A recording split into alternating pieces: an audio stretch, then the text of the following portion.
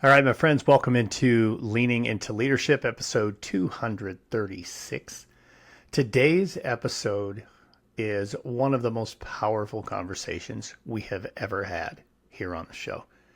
I am joined by two remarkable leaders, Dr. Kacy Shahid and Dr. Kevin Lein. Both are members of NASSP's Principal Recovery Network. Together, they share deeply personal stories of surviving tragedy in their schools, navigating the aftermath, and finding renewed purpose in advocacy and support for other leaders.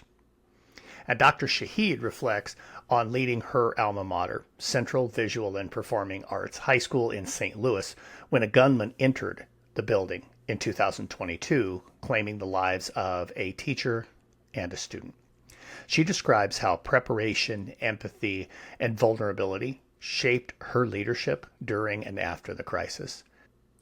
Dr. Lein recounts surviving a shooting in his office where he was shot by a student and the lifelong impact it has had on his leadership journey. Now a professor at Wayne State, he continues to inspire the next generation of educational leaders through advocacy, reform, and heart-centered leadership. And together, they highlight the critical role of the Principal Recovery Network, a group of current and former school leaders who provide immediate support and long-term guidance to principals navigating the aftermath of school violence. Now, this conversation blends raw vulnerability with courageous hope, reminding us that the future of education lies in connection, empathy, and leaders who are willing to walk through the hard work of healing. Let's dive in with Dr. Kacy Shahid and Dr. Kevin Lein. All right, my friends, welcome back into the Leaning into Leadership podcast. Very special episode today, and I'm really excited about having this conversation. And it's perhaps a conversation that not everybody would want to have, but it's certainly one that we need to be aware of. I'm joined today by Dr. Kevin Lein and Dr. Kacy Shahid. Both are members of NASSP's Principal Recovery Network. And when I give them the opportunity to tell a little bit of their story, you'll understand exactly what that means. But I'll preface by saying this. There were a few times for me as a school leader where there were some pretty, let's say, heated moments. Those of you who are regular listeners to the show know I talk a lot about leading from the middle, the back as much as possible, but occasionally you have to lead from the front. And it's in those most tragic times, those most challenging times, when leaders genuinely lead from the front. But certainly, Dr. Lein and Dr. Shahid have very interesting stories to tell related to exactly that. So I'll stop there and welcome both Kevin Lein and Kacy Shahid into the show. Both of you, thank you guys so much for joining me here on Leaning into Leadership. Pleasure. Pleasure to be here. Yeah, so let's do this. Let's set the table a little bit for today's episode and maybe give our listeners a little bit of background, share a little bit of your story, your leadership story, and certainly as much of the story as you choose to that ultimately led to your connection with the Principal Recovery Network. And Kevin, I'm going to come to you first. All right. 35 years in leadership, either at the post-secondary or K through 12, and uh, have had just the great fortune of standing on the shoulders of so many giants, wonderful people teachers, even students who have led me to just terrific things in my life. So I've been incredibly fortunate. But I have to tell you, I mean, there are times in the morning, early morning, I wake up dead. A young man came into my office, held a gun to my head, pulled the trigger. Fortunately, it didn't go. Stepped back, redid it, shot at me. I ended up getting my arm up. The bullet went through my arm into my chest, knocked me on the floor. I survived that day. And I've been able then, since then, to continue to work and try to assist those people who have that sense of desperation that would carry out some kind of an act like that. I feel great guilt still for that young man. Don't feel like I served him well. Feel like our system didn't serve him well. And I personally didn't serve him well. And so my passion right now is to continue to try to aid and maybe make some changes that can really make us safe, which the only way that we're really safe is if those hearts and those souls care about other people and then they make great decisions. So right now I'm a professor at Wayne State College, get to help people become principals and superintendents through that educational leadership program. It's tremendous and continues to give me the optimism that we have so many great leaders and that perhaps we can make some real reforms that are going to allow students to feel hope every day. Peppard. Um, Over 25 plus years in education. I started as a substitute teacher in the St. Louis Public School District, and within 6 years, I was principal of the Big Picture Schools, which is based on a national model that was brought to the St. Louis area.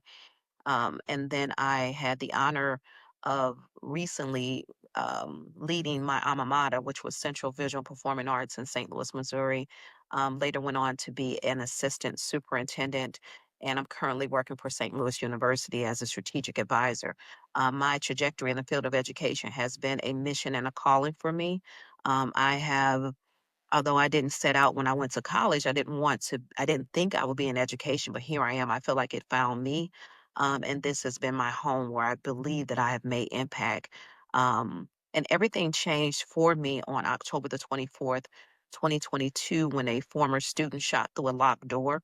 And on that day, he killed a teacher and a student and injured several other students. And although I had believed and still believe that this is my mission and calling, I had to reevaluate my purpose and my passion after that tragic day, and still do at times. I still wonder what has kept me focused, and I call it hard work.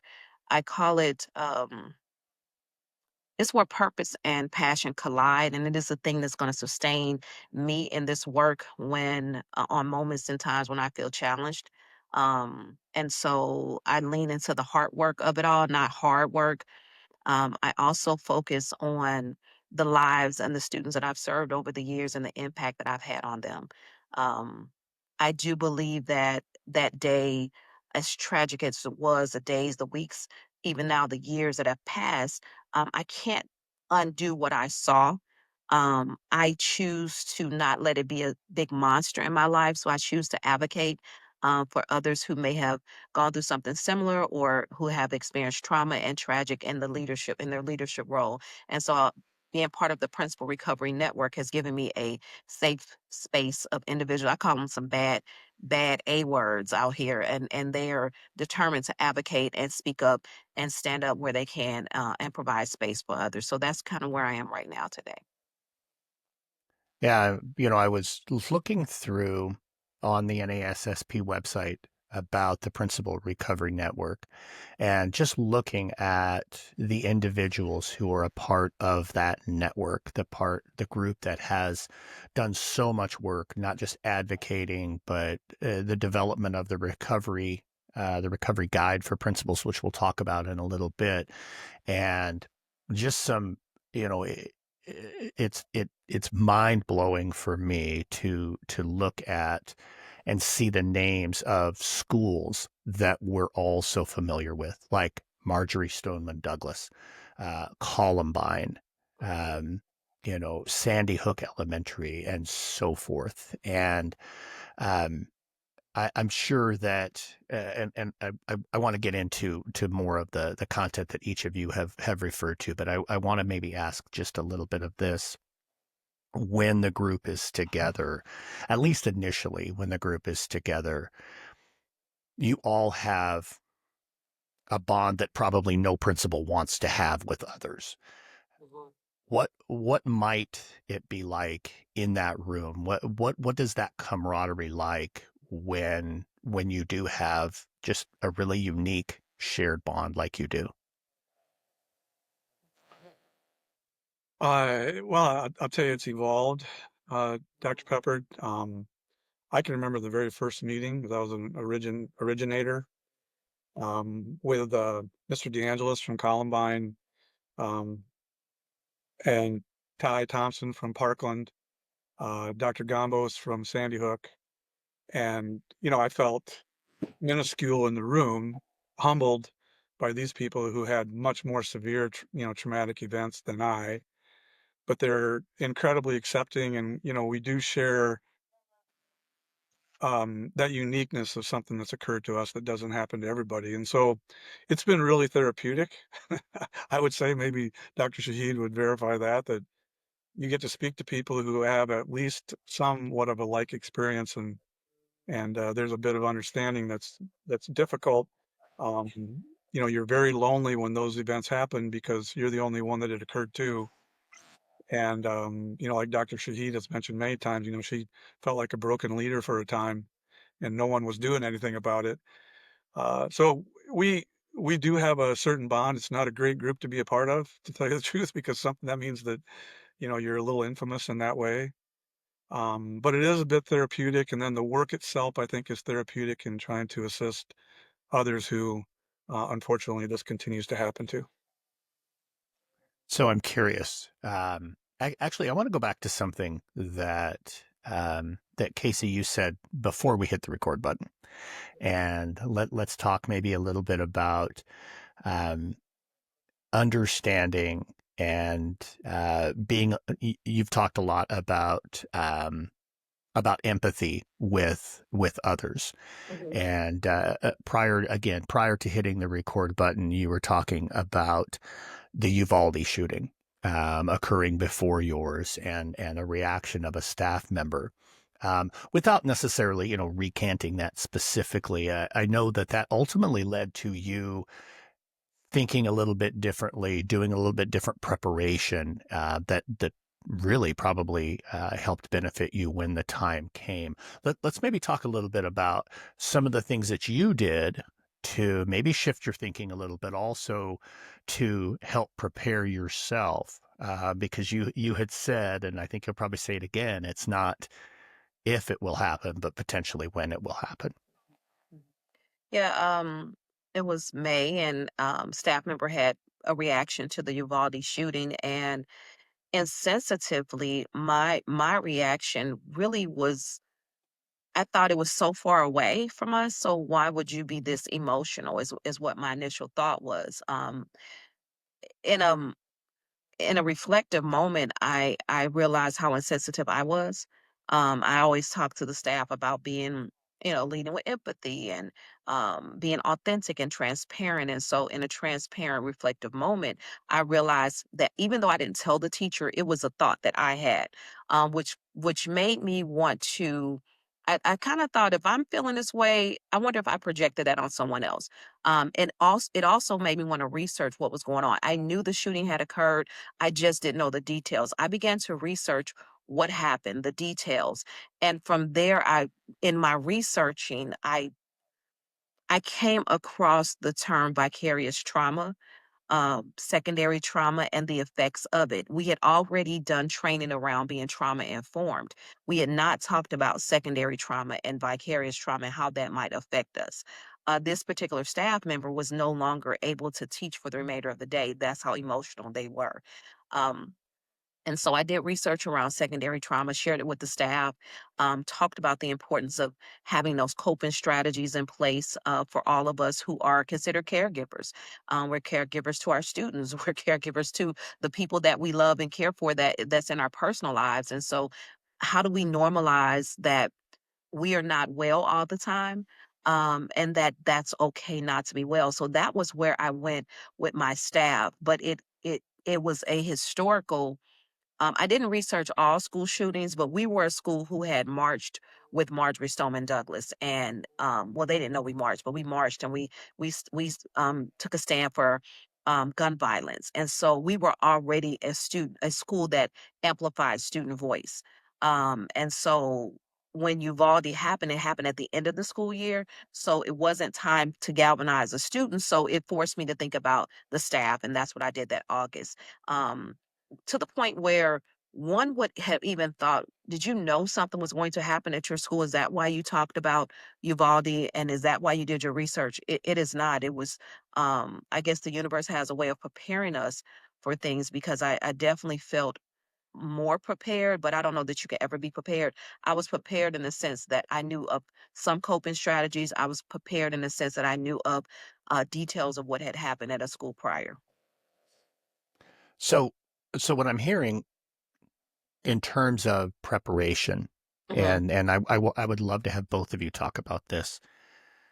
I'm not hearing more hardening our school. I'm not hearing more metal detectors. I'm not hearing more. Not that any of those things don't need to happen, and we don't need to have, single point of entry. Those I'm not advocating in that direction.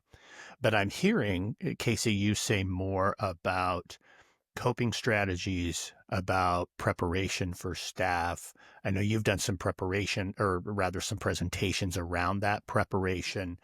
Maybe I'll come back to you first, and then Kevin, I'd love to have you maybe build on that. Yeah.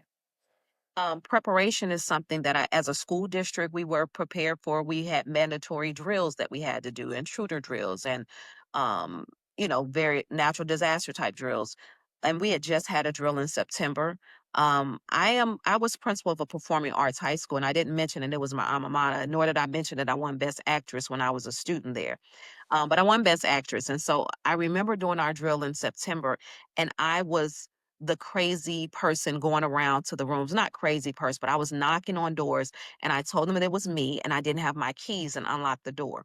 I went to some of my new teachers because I wanted to see if they would allow a student to unlock the door or if they would unlock the door. And one teacher did. And I told her, I have keys, never unlock the door. I could have been an intruder, but I went to multiple rooms, knocking very hard, in a voice of desperation. But they knew it was me. Why did I do that? It was the actress in me. Did not believe that we would have had something like that to happen the following month. But in terms of preparation, I believe that as a school district and as a school community, we were prepared for an on the surface attack. Intruder comes in, we know how to do an intruder drill. What actually happened on that day? Were we prepared for that day? The details of what happened? Absolutely not. And I don't know that anyone is ever truly prepared. Um, I just think things worked in our favor on that day.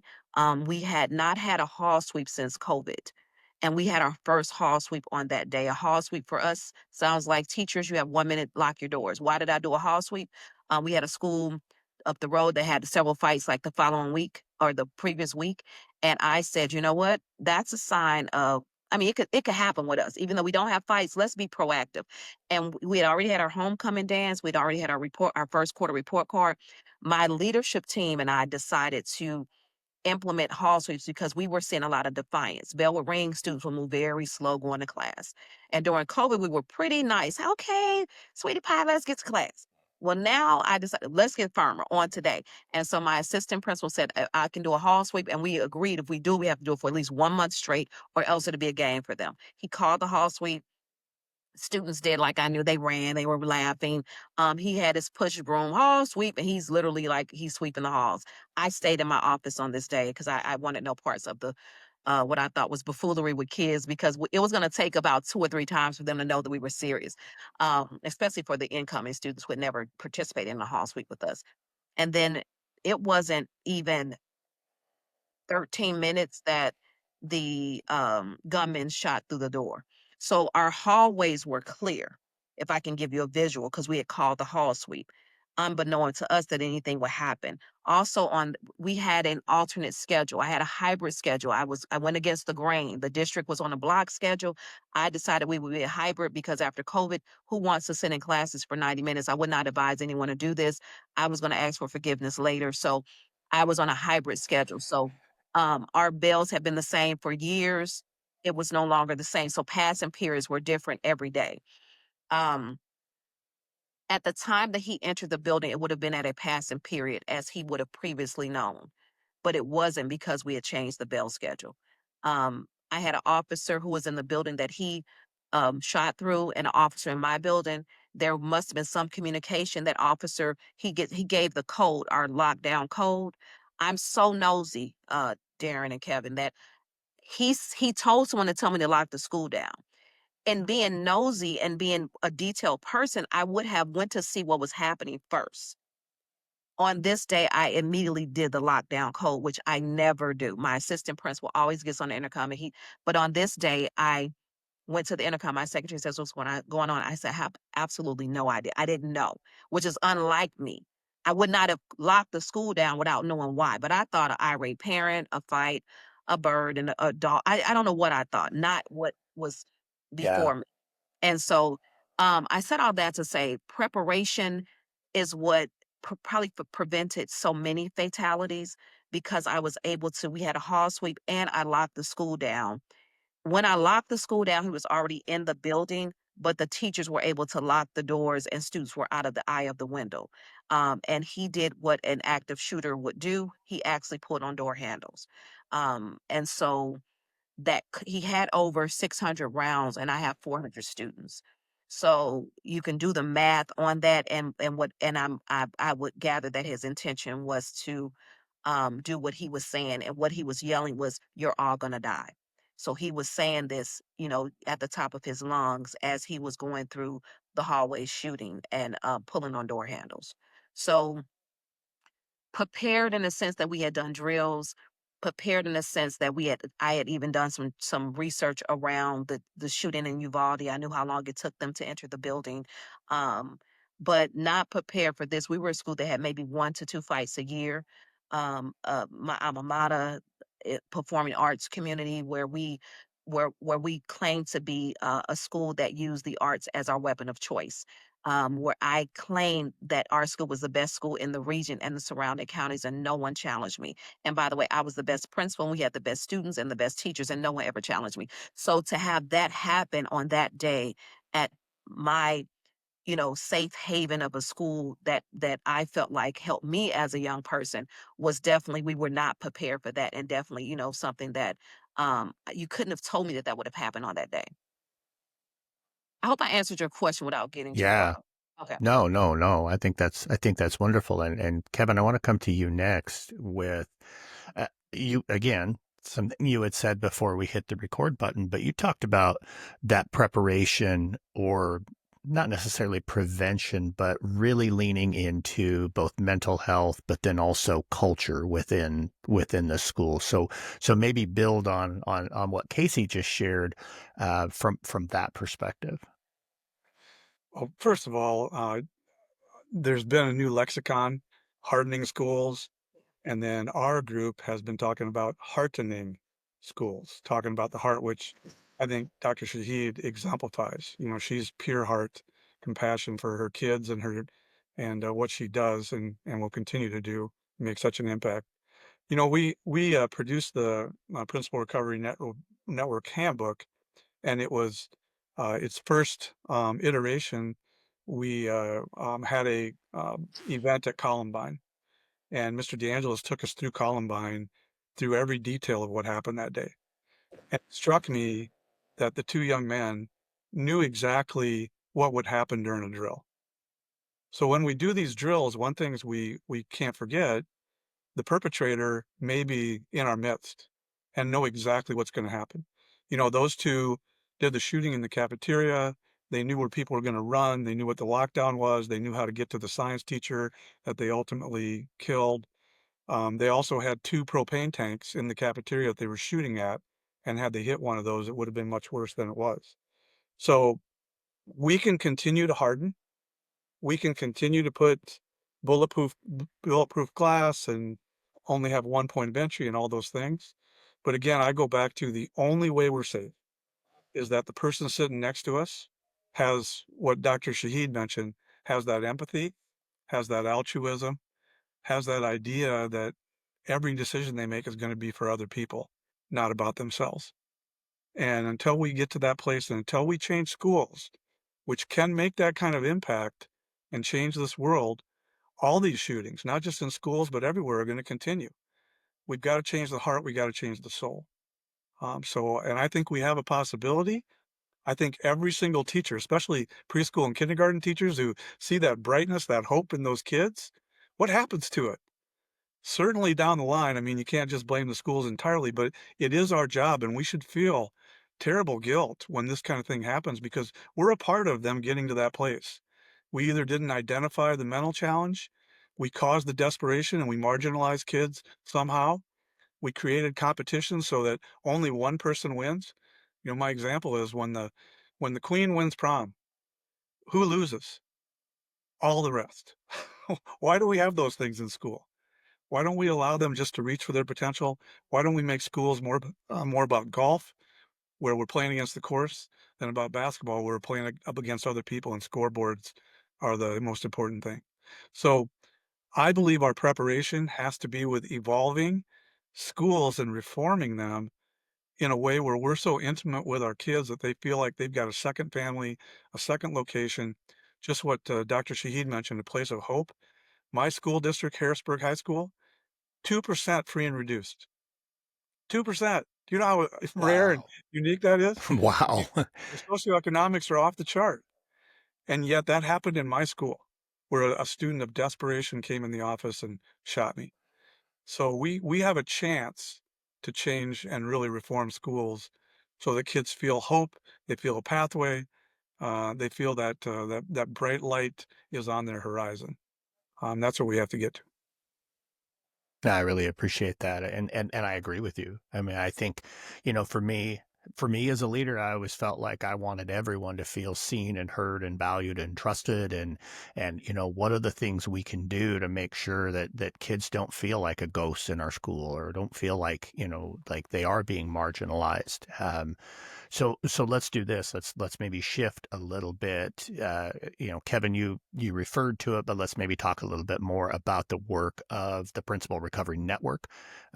Maybe kind of the purpose behind the network, and then maybe talk a little bit about the guide. I know, Kacy, you actually utilized the guide as you were coming out of or coming through. I won't say out of, coming through the event that you dealt with. So, Kevin, I'll come back to you first because you're a charter member of the Principal Recovery Network. Maybe talk about kind of the mission there and what NASSP and that group are doing to support principals.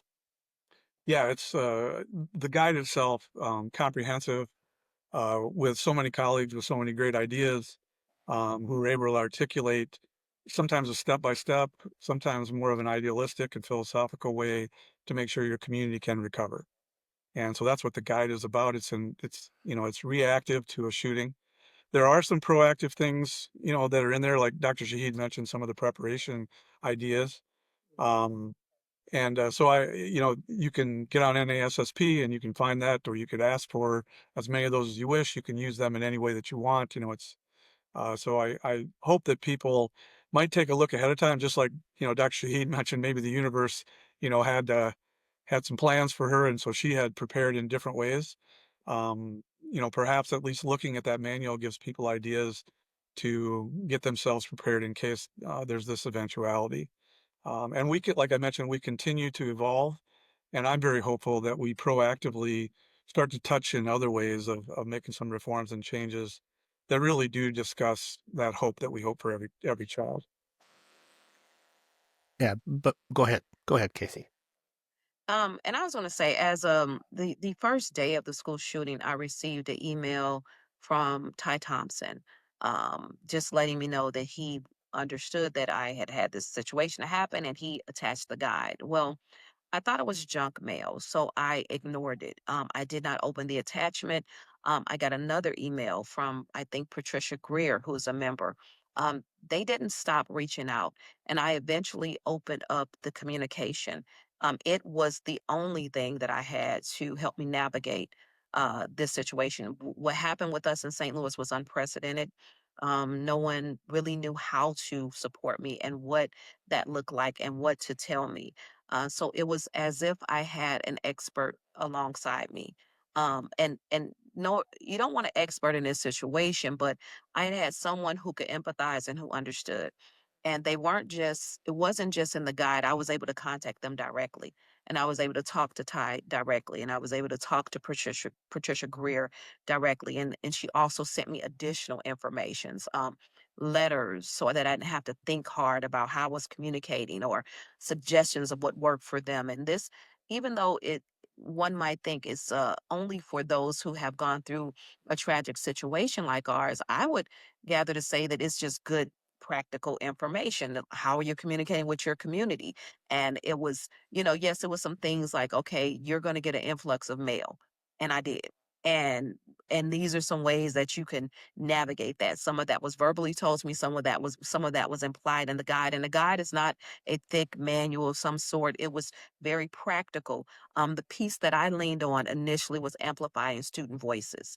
I had already been on this whole path. I told you, this power of being seen, and really I guess elevating student leaders. And so when the staff was very weak, it was the students who emerged, and they decided that shooting happened on October the 24th, and on November the 5th, the students had organized a whole community event called A Family Undivided, and they were determined that this tragic situation would not define who we were as a school community. Well, that came from me already having conversations, but the guide itself also encouraged amplifying student voices, which I did. And they were somewhere organized, they had galvanized themselves and put together this event. And controlling Kacy, I know you don't think that. I know I look so innocent. I'm so controlling. I want to know what everyone's doing. I was hands off because I didn't have the capacity to know what I like. I sent a couple of teachers, just make sure that make sure it makes sense, whatever they're putting together. But for the first time, I mean, if the superintendent asks, "What are your students doing?" I had no idea. I just trusted that they were putting together something that they believed would heal our community, and they did just that. But that came out of the encouragement from the guide and from talking to individuals who had gone through something similar. And so the guide was my everything. The You asked about the question earlier, what it's like to almost share space with those individuals, what it's like to be in the room. For me, it's spiritual and it's prophetic, and it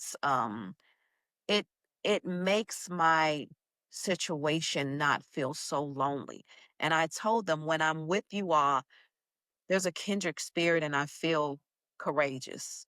And then when I come back and I come to St. Louis, because not many people can identify, I sometimes feel alone. I sometimes feel like my if I go into too much detail, I've re-traumatized someone, or I can't say too much just because of the maybe connectedness they may have had with someone in the building. I'm just more cautious. In that space, I'm courageous. I even have a name. I mean, I'm like the bad A word school leader of all leaders. Like I could do anything and everything. I'm superwoman in that space.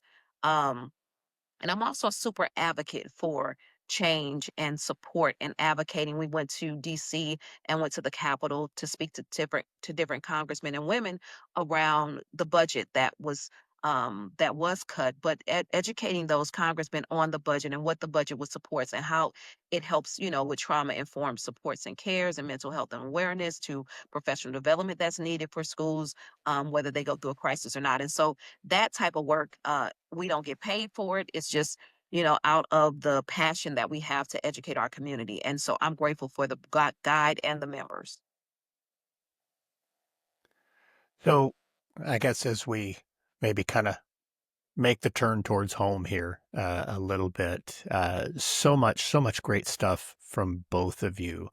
I'm wondering about maybe one piece of advice or one thought that each of you might share with currently seated building administrators, whether that's related to preparation or even just, as this episode airs in September, most, if not all, have now started their new school year and they're into the grind, and maybe the honeymoon is already over. They've already had a couple of things happen in their building or whatever. What might just be some words that each of you might share with currently seated principals? And I'm going to go to Kacy first, and then Kevin, I'll let you wrap it up. Um, my mantra these days is rest. And not to just get off grid, but I'm no longer driven by grind culture. As a principal, I was grinding when I should not have been. And I think you alluded to that too, Darrin, about your experiences as a leader and putting out so many fires and being so reactive, that I was probably hurting myself in a lot of ways. I talked about being controlling and wanting to know everything. And I had to relinquish that power involuntarily when this tragic situation happened. I could not be everywhere and be all knowing. And I think when you can get to that place as a leader, when you can trust your team, and you can trust, and that team is not just your staff, it's your parents, it's your students, and you realize that you don't have to have all the answers. um, that's when arrived as a leader. That's when you can be prepared for the hard work. And that's what doing the hard work is. It's saying, I don't know. I say I don't know so much now that I'm scaring myself. And I'm like, I don't know. Someone else, let's see what, and that takes a lot of vulnerability, a lot of humility, being transparent with yourself. And even if I do know, do I need to know? And do I need to make this my problem? After the school shooting, people called me fierce and courageous and strong. And there came a moment when I wanted to be none of those things. And I didn't want that identity. Um, and so one end it was a compliment, on the other it said I needed no help. And so I choose rest, professional rest. So I'm not all over it, putting out all fires and being so reactive. Um, I into the team mentality. I'm collaborative. Um, and I think most importantly, I have this idea of being fit to lead in this space. And that's not just physical, but that's also mentally fit.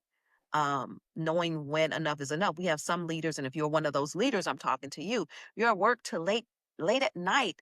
Go home because you're not very effective. Because what's going to happen? Something's going to leave you. It might be that beautiful significant other that's waiting on you to get home, go home. Those beautiful children were in our lives for a moment. And so I now prioritize that. It's me first, selfishly. It's everyone else second. My family is second. The people at work, they don't come before me. And so I selfishly choose me. Rest is my obligation. Taking care of myself is my obligation, and everything else will fall into place. Trusting my team is my obligation. And so that's kind of where I am these days.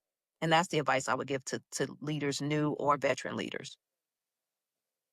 Excellent advice. No doubt about it. Kevin. Well, there's so many things, Dr. Pepper, that we spoke of, but, and again, I want to thank you for having me today. And also great to see you, Dr. Shahid.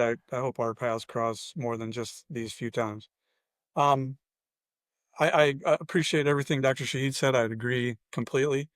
You know, we talk a good game. We got to quit giving lip service to things. We speak about how important relationships are, and yet where's the intentionality of building those relationships? Where's the intentionality of changing systems so that teachers have to be in that chaos of really getting to know each and every one of their children? What could be more important? You know, the kids who make it, they refer back to a teacher that changed their lives and were a mentor. But when do we give the teachers time to build those things? And they want to. They really want to make sure that hearts are touching, souls are touching. So we have to find a way to do that. So I would just tell administrators, have the courage, like Dr. Shahid mentioned, she's superwoman, have the courage to find reforms that really make a difference. And some of those are reshaping time so that the time is spent engaging other kids, writing an individualized program for every staff member and every child so that they feel like they have that value and that voice that Dr. Shahid spoke of. Making sure that every decision you make is not about efficiency, it's about being effective and engaging. Do those things and really have the courage to make changes that we know are right. Don't just keep going along with the flow that then creates this marginalization, this desperation, and then sometimes acts that we had no idea could ever occur. We are only safe when the person next to you feels you're valued. Just, one little metaphor. When we drive down the road in South Dakota at 80 miles an hour, because we get to, when we drive down the road that fast and there's a car coming towards us, we trust that other car completely, inherently. We don't think it's going to veer into us.